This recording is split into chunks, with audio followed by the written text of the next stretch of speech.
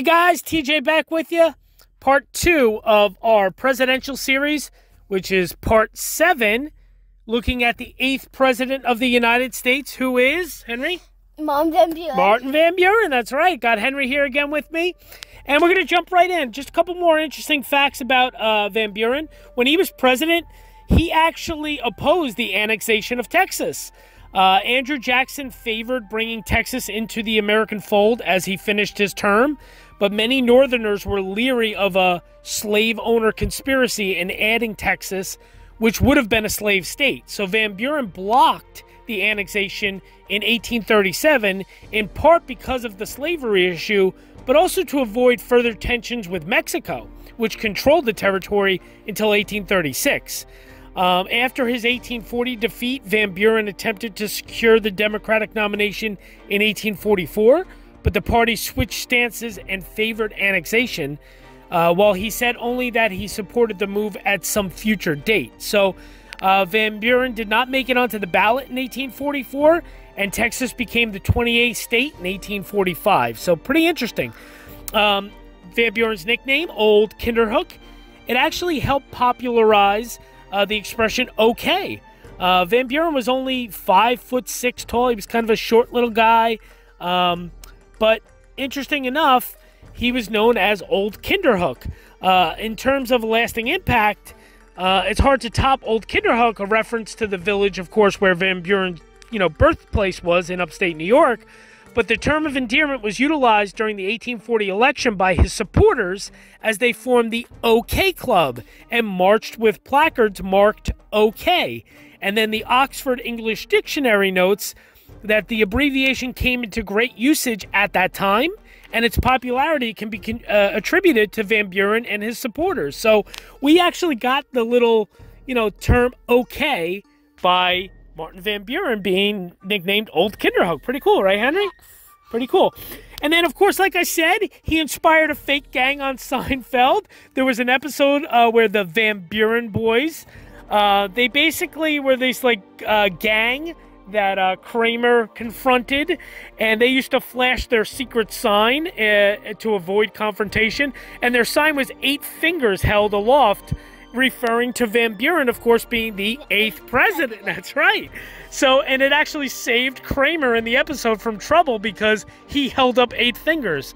Pretty funny. Actually, take a look at this clip. Hey. Hey. So there I am at Lorenzo's, loading up my slice at the Fixins bar. Garlic and whatnot. When I see this guy over at the pizza boxes giving me the stink eye. So I give him the crook eye back, Then I notice that he's not alone. I'm taking on the entire Van Buren Boys. Van Buren Boys? Yeah. There's a street gang named after President Martin Van Buren? Oh, yeah, and they're just as mean as he was. So I make a move to the door, they block it. So I lunge for the bathroom. I grab the knob. Occupied? And they back me up against the cartoon map of Italy, and all of a sudden, they just stop.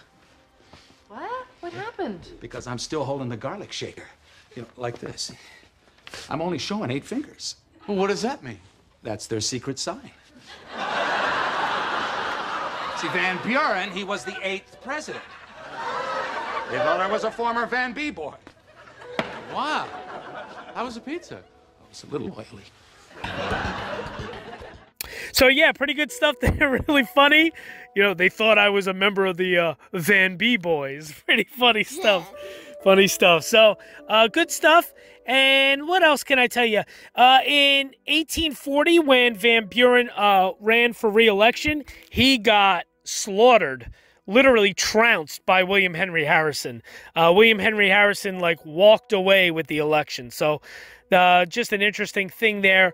Van Buren actually garnered only 60 electoral votes to Harrison's 234 electoral votes.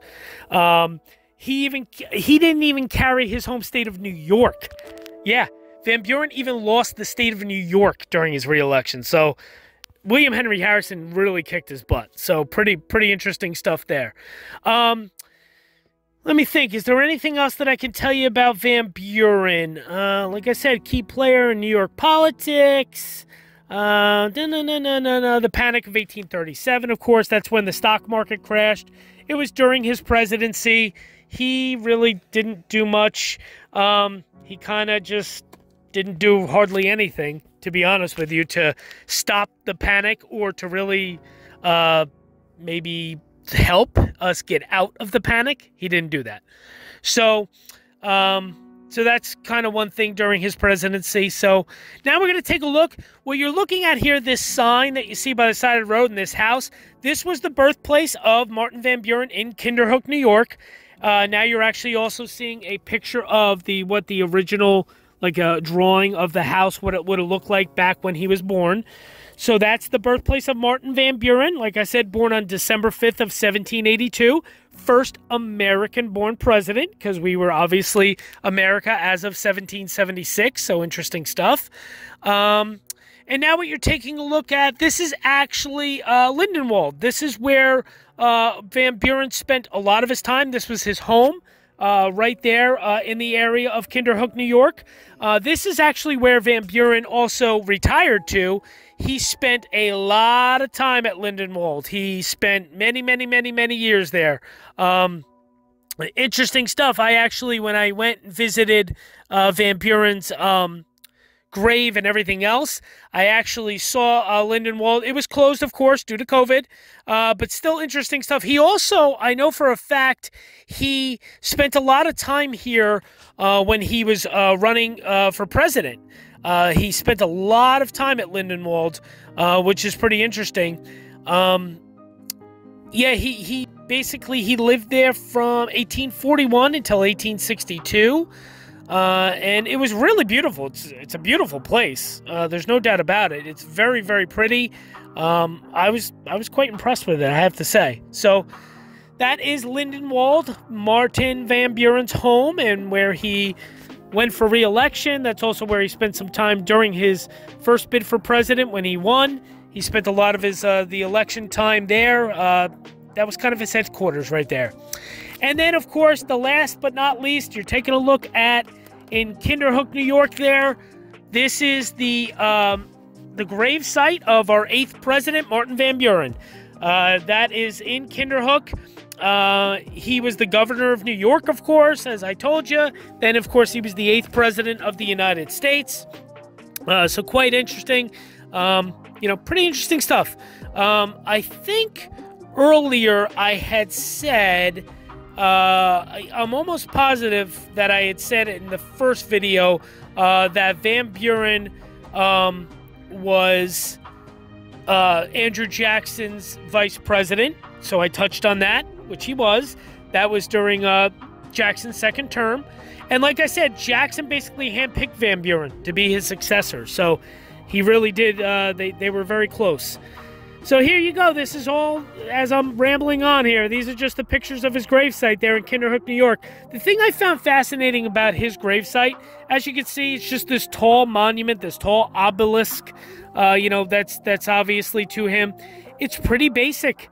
There's nothing to it. And Kinderhook, New York is a very small little, village in New York, in upstate New York. There's nothing magnificent about it. You haven't been there yet with me, Henry, but... No. You weren't far away, though, when we went to Kingston, New York, and saw, George Clinton's, gravesite and stuff. Similar, very similar. Those little, villages and towns that are in upstate New York, they're really quaint and nice. But this was so interesting. His gravesite was interesting because, wherever you're from, of course, I'm from New Jersey, just picture driving through one of your local little towns, and there being, just an old cemetery on the side of the road. No gates, no fences. That's exactly how it was. It was just this... it's a fairly big cemetery, but it's not huge. And it's just on the side of the road. There's no gates. There's no fences. There's no nothing. And there, in the middle of the cemetery, sits our 8th president of the United States, Martin Van Buren. So it was really cool. I liked it. I was alone. Right down the street, I'm talking literally maybe 2 miles down the street, is that house that was his birthplace. So, I mean, he's literally buried within a couple miles of where he was born. So, and then his house of Lindenwald, where he lived and retired to, that's not too far from his gravesite either. Maybe within 5 to 10 miles tops. So, pretty cool stuff. So, there you go. That's a little bit of a look at the life and legacy of our 8th president of the United States, Martin Van Buren, who, let's face facts, Henry's smiling. He agrees with me, I'm sure. He probably had the greatest sideburns of all time. He had better sideburns than anybody you will ever see. Definitely, I think at least. I mean, some people may say Chester Arthur or something, but I think the best sideburns, just the most crazy looking hair and sideburns of any president, right? I mean, those are better sideburns than freaking Elvis Presley, right? I mean, those are some chops there. So, pretty cool though. So, hey guys, TJ with Dead History here, and I am actually at the Woodlawn Cemetery in the Bronx, New York City. And the reason I'm here, I'm actually going to flip you guys. There we go. Because this is actually the gravesite of Angelica Singleton Van Buren. And just to kind of give you a little history, since we're speaking about Martin Van Buren, she was First Lady. Martin Van Buren's wife, of course, died of tuberculosis before he was ever in office. And Angelica, who is right here, her headstone actually is tipped over. It needs to be reburied there, but she actually was the wife of Martin Van Buren's son, Abraham Van Buren. And just to kind of give you guys a little bit of a background, First Lady Sarah Angelica Singleton, she was born and raised at the family plantation home place in Sumter County, South Carolina. She was the daughter of Rebecca Travis Coles and Richard Singleton.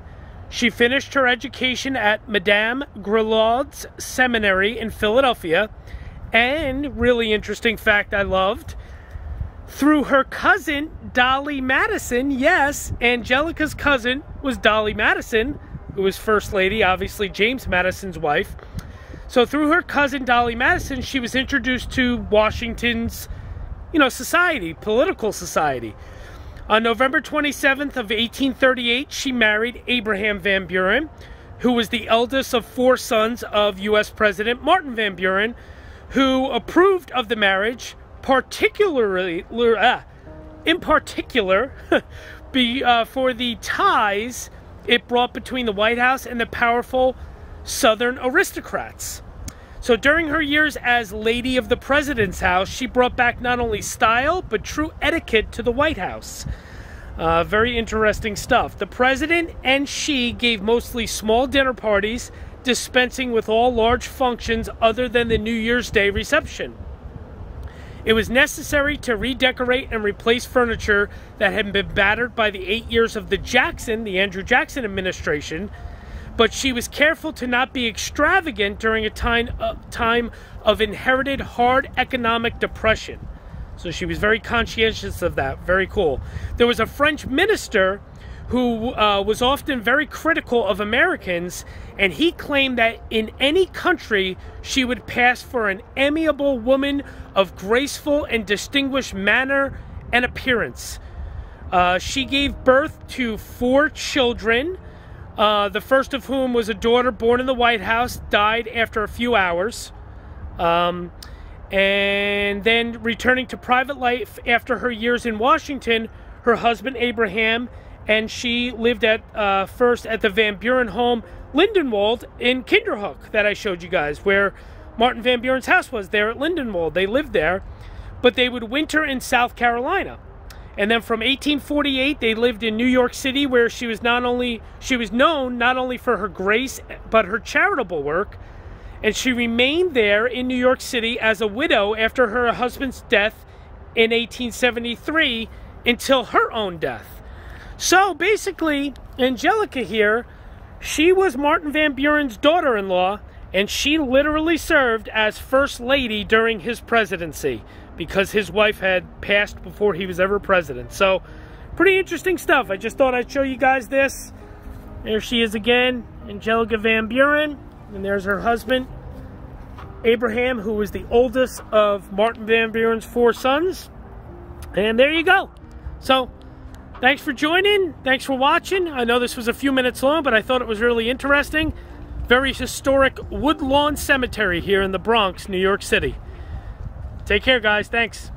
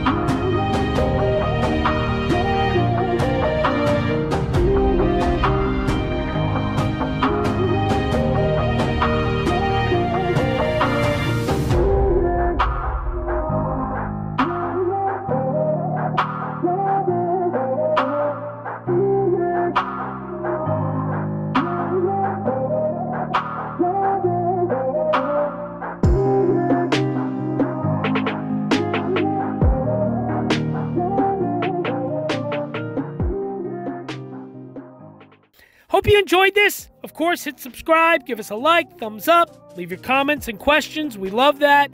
We really appreciate the support. We love everything. We really enjoy doing these videos, right, Henry? This is fun for us, but you know, it does motivate us when we see your comments and your likes and your support. So we thank you so much for that. And yeah, so this was our presidential series, part 7.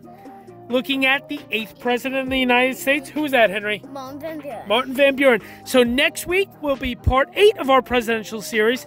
We're going to be looking at the 9th president of the United States. Who's that, Henry? There you go, William Henry Harrison. Just like your name, his middle name, Henry. So we'll take a look at that. And that was really unique. You guys will like that because I got a private tour of his tomb. So stay tuned for that. But thanks again, guys. Happy New Year, right, Henry? Happy New Year. Happy New Year, and thanks for stopping by, and we'll see you next week. Thanks, guys. Bye. Bye-bye.